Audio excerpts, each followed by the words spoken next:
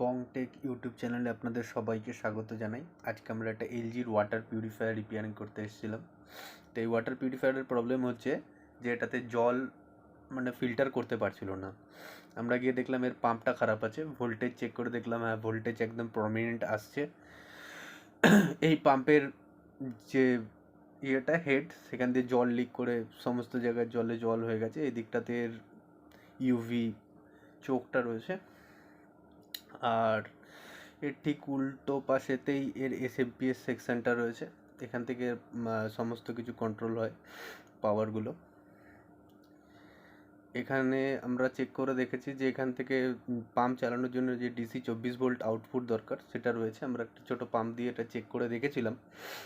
আর এটা হচ্ছে এর ইউভি প্যাডেল, যেটা স্টেনলেস স্টিলের, খুবই সুন্দর। আর এর সামনের দিকে যদি আপনারা দেখেন, এর ফিল্টারগুলোর অবস্থা খুবই খারাপ। এই ফিল্টারগুলো আর ব্যবহার করা যাবেই না। এই ফিল্টারগুলোকেও ওনাদেরকে বদলাতে হবে।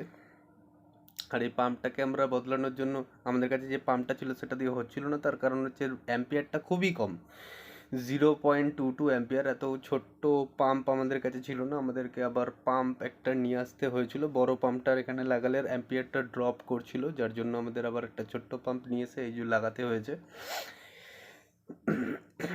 এই পাম্পটা লাগানোর একটা অ্যাডভান্টেজও আছে। যদি এই পাম্পের হেডের দিকটা দেখো, এর হেডটা হচ্ছে যে কোনো 100 জিবিডির পাম্পের হেড তোমরা এখানে লাগাতে পারবে। তাতে কি আমাদের কাছে ছোট হেড সবসময় থাকে না। তো এটা যদি তুমি এই হেডটা যদি তুমি ইউজ করো, এই পাম্পটা যদি ইউজ করো, তাহলে কি এই হেডটা তুমি সবসময় আমাদের 100 জিবিডির পাম্পের হেড এখানে তুমি লাগাতে পারবে, চেঞ্জও করতে পারবে। আমরা এই কিটটা ব্যবহার করেছি এখানে, এলজিরই কিট। দেখো, যেখানে মেন কলে জলের টিডিএস রয়েছে হচ্ছে 208। আমাদের সমস্ত ফিল্টার লাগানো হয়ে গেছে।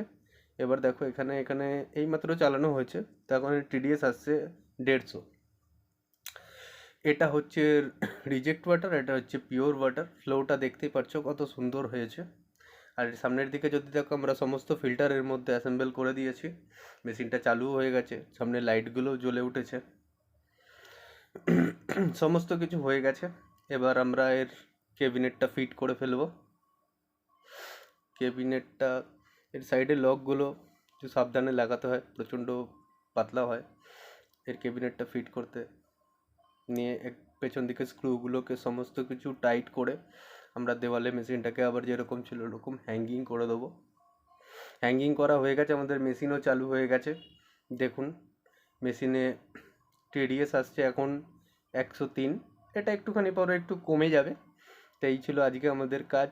যদি ভালো লেগে থাকে অবশ্যই আমাদের চ্যানেলকে লাইক করবেন আর সাবস্ক্রাইব করে আমাদের পাশে থাকবেন। আর আমাদের কাজ ভালো লাগলে অবশ্যই কমেন্ট করে জানাবেন। Thank you.